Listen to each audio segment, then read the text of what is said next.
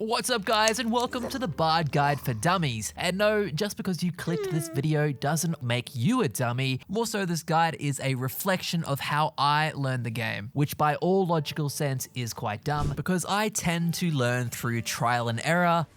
I don't read the item names, the champion passive, the skills. I just play it over and over until I realize what I've done wrong. And I'm hoping that this guide can skip that step for you so that you can just jump straight into the game and have some fun. The structure of this video will start off with all of the important information that I think you should know before playing Bard. I'm gonna give you tips and tricks, and then we'll go into a game that I played just the other day. It should give you live examples of everything that we cover. But before we dive into that information, do me a favor, if you end up finding this video useful, make sure to click the like button and of course subscribe for more. Also, feel free to let me know which champion you'd like me to dumb down next, because there's nothing worse than wasting time learning when you could be fast tracking your future with boot.dev. These guys are here to assist you in creating a successful career in programming. For them, it's quite simple. Their goal is to teach you programming, but to do it in a manner that will allow you to both learn and have fun at the same time. They focus on the back-end development of programming, and they've created their entire course using a very unique approach. Boot.dev is a programming RPG. There's experience to be earned, quests to be complete,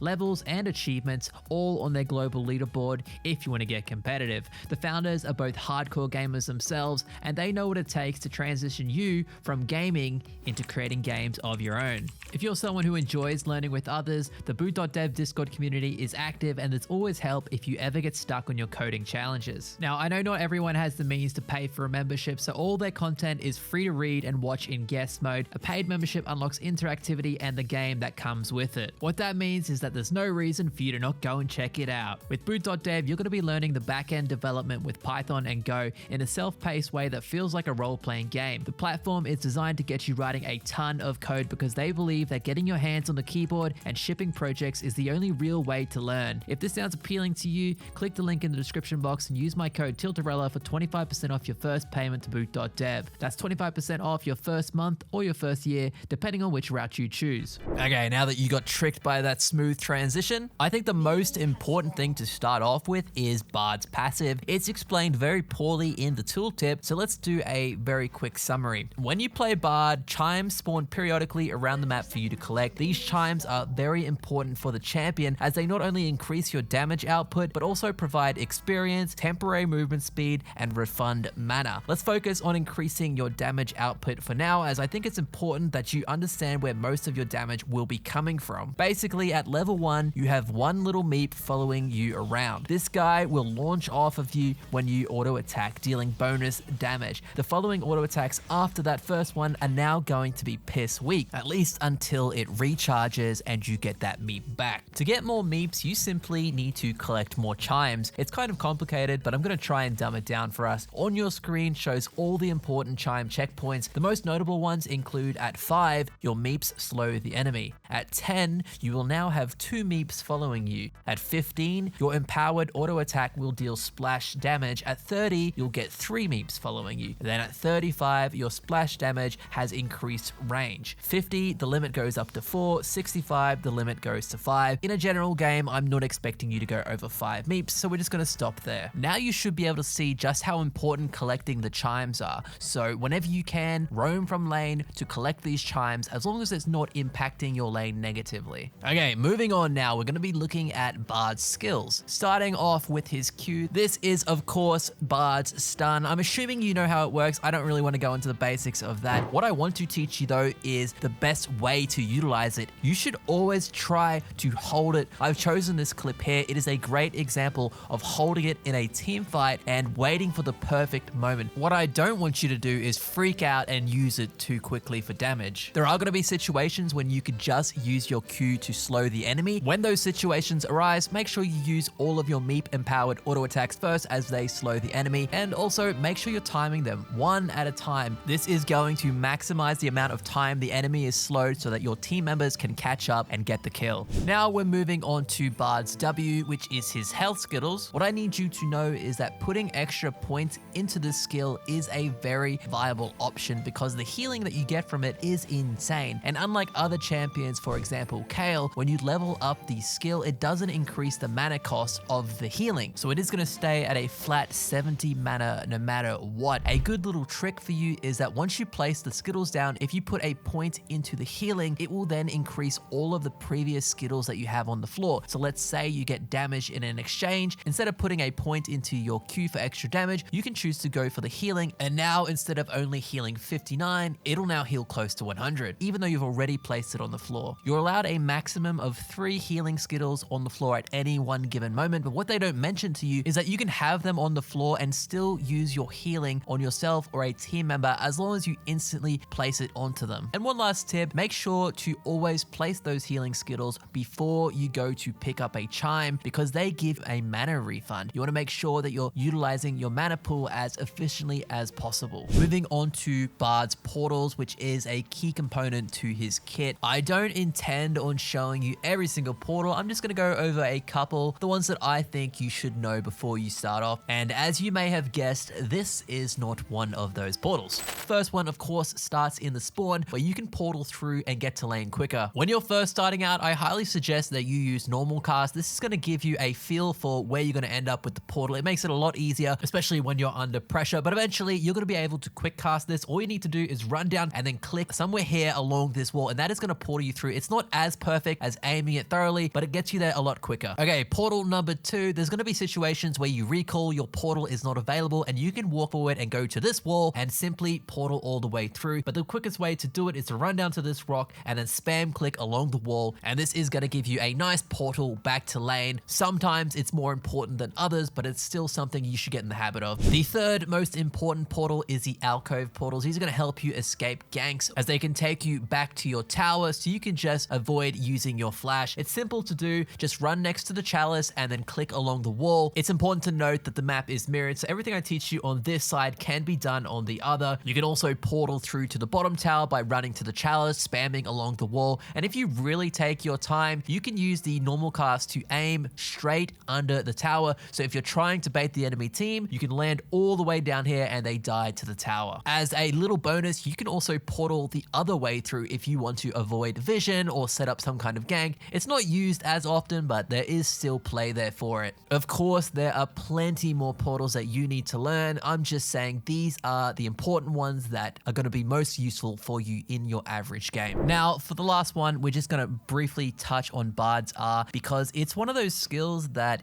you need a lot of games to fully comprehend when to use it in a team fight or just in general, because it can make or break a game, both for your team or for the enemy team. You could definitely lose some games using this skill, but what I recommend that you do is use your ultimate to try and catch out individual players when you're skirmishing as a team. This is going to allow you to be as consistent as possible. And then when it comes to team fights, rather than using your ultimate to save somebody, always try to use it to split up the team fight. If you see there are some people on the side of the team fight, ult them so that it becomes a 3v5. I know this is not going to be a comprehensive what to do with your ult because that is impossible. It's just something to think about to make it easier for you going forward. As promised, here is a full gameplay video of Bard support. It's going to cover a lot of the stuff we went over. It's also a game that was very tough and it's going to showcase you exactly what Bard can do. Right now, our Udyr invaded the enemy blue side and got a kill, and then he dies to the Lulu and the enemy Fiddle. Our mid laner was dead. I don't have portal. There is absolutely no way that I can help him, and we were also showcasing this game earlier in this video. Udyr has already died one time. He was AFK on the blue side, which means the enemy jungler had a lead, and so did the enemy ADC. But I'm not saying this to complain. I'm telling you this so that you can understand the vibe of this game so we can skip through it into the future. Where Udyr has made a return to the bot lane, he's coming down here because he wants his double buff back. They are also extending too far forward. Notice how I'm using the portal to gain positioning, immediately flashing forward to threaten a double stun, which burns the Sivir spells, and then we pick on the easy target, which has the double buff. We get very fortunate. I'm able to speed up the Udyr. This gets him in range of the Sivir. That's 2 kills onto our Ezreal. Unfortunately though, everyone on our team besides the bot lane is heavily losing their matchups. Both top and mid have already given kills over, plus Camille is getting zoned off the farm. In a game like this, I believe we're in Diamond 2-ish elo bracket, and I know that we have some issues on the team. I'm not too concerned about handing the kills to my ADC. If I get gold early, I can definitely carry this game, so that's why you're watching me take a couple more kills than I probably should. Ezreal already has 2, he's doing fine. The way I view it is Ezreal has the lead, then eventually I'm gonna roam around the map. Me having gold is very useful. It's a solo queue thing, but that's the way you have to climb. And the reason for that is exactly what you're watching. You can see our lanes are struggling. The Udyr has died invading the blue, yet he continues to do it. He continues to blame his team for his own mistakes. These people, they need to be carried. There's nothing you can do about it. We didn't really touch on the build during the early video. That's because builds and keystones, runes, they all change over time, and I don't really want to focus too much on it. But what I will say is currently the best way to build, you rush the Deadmans and don't go for boots, just full on rush the Deadmans, because the sooner you get it, the sooner you have proper damage, and then once you have that damage, you can impact the game. Anyway, let's focus back in on this one. It's 13 minutes and our jungler has just quit. Top lane's feeding, jungle's feeding, and mid lane is feeding. The bot lane, we're doing fine, but it is a tough situation as you would imagine, but really we're just waiting for our moment to turn this game around. And the first step to doing that was, well, I mean, Udyr coming back. He put on his big boy shoes and joined the fight, but the first main thing for us was picking up this Deadmans. Once we have that item, we're much quicker, we have damage on the auto attack. Our support item also upgraded, so we have a free sheen too. So now we have damage and can look to roam around the map. Just before we start the roam, our team starts picking up kill after kill, but now everyone is dead and the only one left is Teemo in the top lane, and that's where we head, but he is a very fed Teemo, and I wasn't really registering that at the time. This was definitely a mistake. What I should have done is after the stun, I should have ran away, let the Camille do some damage, and then come back with the auto attack and ignite. That's just my bad. We've now respawned, and the first major team fight is about to happen. You guys have actually already watched this clip. It's the one that showcases how you should hold your Q instead of rushing it. I want you to pay attention to that once again. The main thing I'm focusing on during this team fight is I'm watching the Ezreal, making sure that he stays healthy because he is our main damage source and the only player that I trust in this team. We're using our health skittles on him to both heal, give him movement speed, and then we body block the Lee Sin. He ends up picking up 2 more kills, so he's on a roll now. We then spot the Teemo, who is very much committing to splitting this game, and we catch him out of position, picking up another kill. Look at the score. It's now 12-16. Things are not looking as bad anymore. We then rotate to the Dragon, and the enemy team is trying to contest it with less players, and this allows us to pick up a couple more. The scoreline is almost even now. The reason this comeback looks so simple is because the enemy Teemo keeps splitting. So whether he realizes it or not, he is definitely giving us a window to come back into this game. If he had just grouped and then gone to that Drake, we wouldn't really have a shot. I end up taking that kill. Talia's not happy about it, but I know I was. We've now circled back to this Drake. Both teams really want it. It looks promising, this team fight. We get the Q onto the Lee Sin and we separate the enemy team using our ultimate, but then Fiddlesticks comes out of nowhere and just wipes our team. Our team immediately throws up the surrender vote. I vote no, and the game continues. One thing our team comp does really well is picks apart the enemy split pushes. Both Fiddlesticks, Teemo were trying to do that, so we can use the Talia ult to collapse onto them or the Bard portal. One by one, we collected kills until eventually we took the kill lead. So the team that was behind now is in front, and that's where we are right now. We have 25 kills to the enemy's 24. We push forward, the same thing happens again. Mr. Fiddlesticks lands an amazing ult onto our team, gets a kill onto the Ezreal, and now we're in an awkward position. Our team members have died, I'm low, and they can go for the Baron.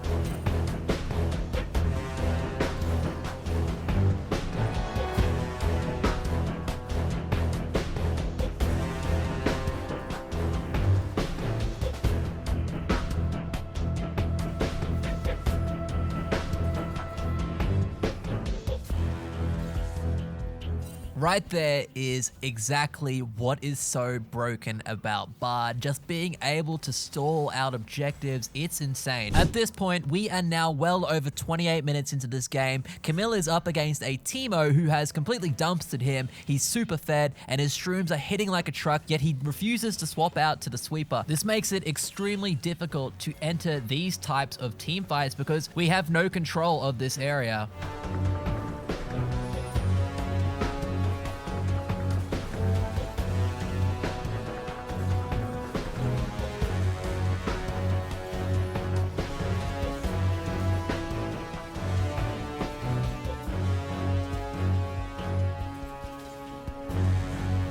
Camille is just extremely fortunate as I am, quote, smurfing it, and I use that statement of his to make him swap to the sweeper, because if he truly believes that, then why is he not listening to me when I tell him to swap it? He does eventually swap, and now we are pushing in the mid lane, trying to take advantage of this Baron buff, but I'm forced to go back and answer the split push. Camille, I don't know what he's doing, but it isn't answering the Teemo. I've used the ultimate to save the tower, and then eventually we catch up to the enemy Lee Sin and Teemo.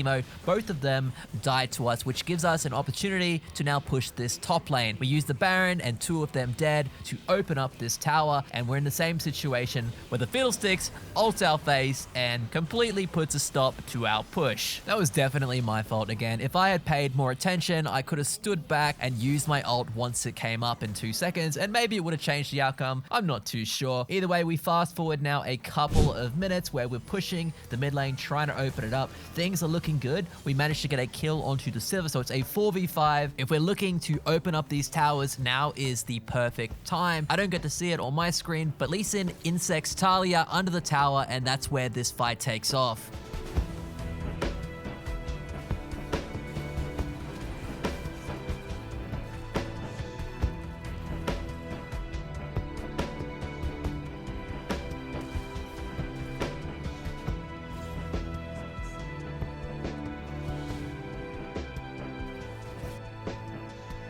Yep, we all aced, and then the enemy team picks up the Baron. So now we're in this awkward position where the enemy team is now starting to do their final push when the Camille just randomly face jumps into the enemy team when it is a 4v5 and they have a fear. I don't know what he was thinking. Either way, they managed to open up the mid inhibitor with that Baron buff, and then we fast forward into the future.